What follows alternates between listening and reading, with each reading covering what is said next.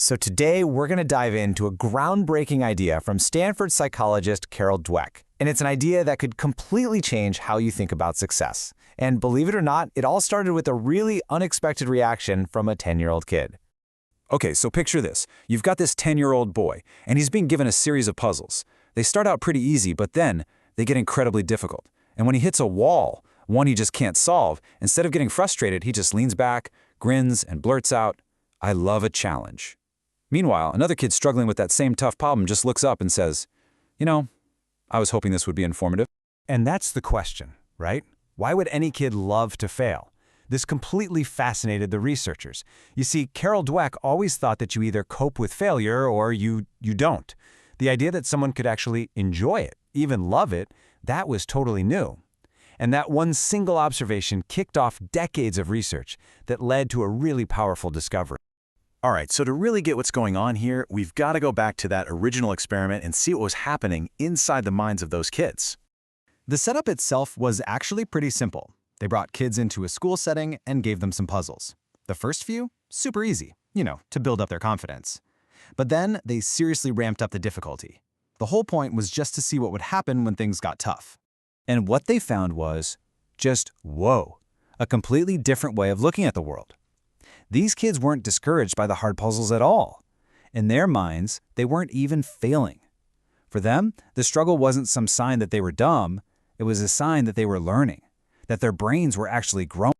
Okay, so this huge difference in how the kids reacted, it pointed to something much, much bigger. It turns out, people tend to operate from one of two core mindsets, and which one you have can totally shape your life.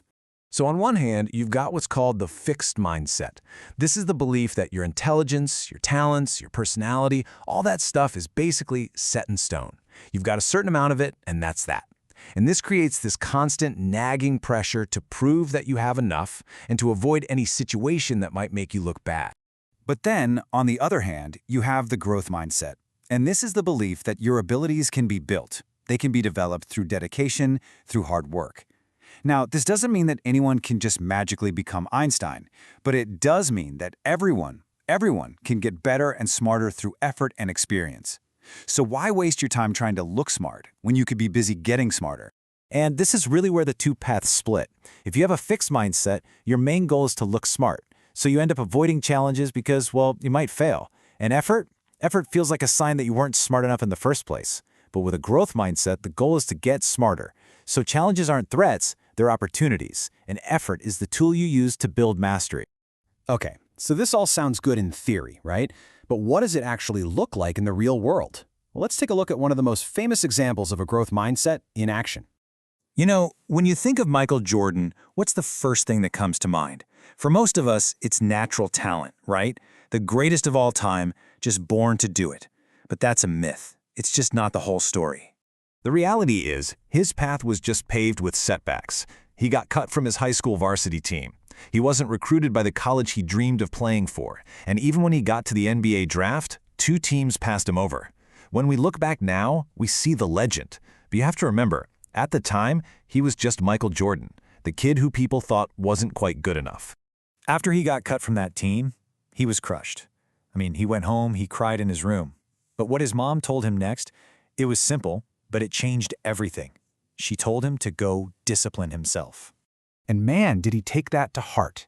He didn't see getting cut as a final verdict on his talent. He believed he could build it.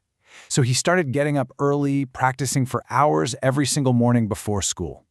That legendary work ethic we all talk about, that wasn't just his personality, that was his growth mindset in action. He didn't become the greatest because he was born that way. He became the greatest because he worked to become it. So this brings up a really crucial point. We can actually foster this mindset in ourselves and in other people. And one of the most powerful tools we have to do that is the way we give praise. And the difference here is so subtle, but it is so powerful. When we praise someone's talent by saying, "You're so smart," we're accidentally sending the message that ability is this fixed thing you either have or you don't. And that can make people afraid to take on challenges where they might not look so smart. But when we praise the process, the effort, the strategies they used, their perseverance, we reinforce the idea that success comes from hard work and learning. In fact, the research is so strong on this point that telling someone they're smart is sometimes called one of the biggest mindset crimes you can commit. Seriously. One study even found this kind of praise can actually lower a person's performance and IQ score because it makes them unwilling to risk failure. All right, so all of this brings us to what I think is the most empowering part of this entire idea, and that is your mindset. It's not set in stone. You might be wondering, okay, so am I just stuck with one of these? It's a great question, and the answer is a definite no. And here's a really key detail. You're not just one or the other. You can actually have different mindsets for different things. For example, you might have a growth mindset about your job skills, believing you can always learn more, but a fixed mindset about, say, your creativity. And the mindset you hold in that specific area is what's going to guide you there. And really, that's the big takeaway here. Mindsets aren't permanent personality traits, they're just beliefs. Now, they are incredibly powerful beliefs for sure, but in the end, they're just something in your mind. And the beautiful thing about a belief, you can always choose to change it. Just by understanding that these two mindsets exist, you can start to catch yourself when you're thinking in a fixed way and consciously choose to shift toward a growth perspective.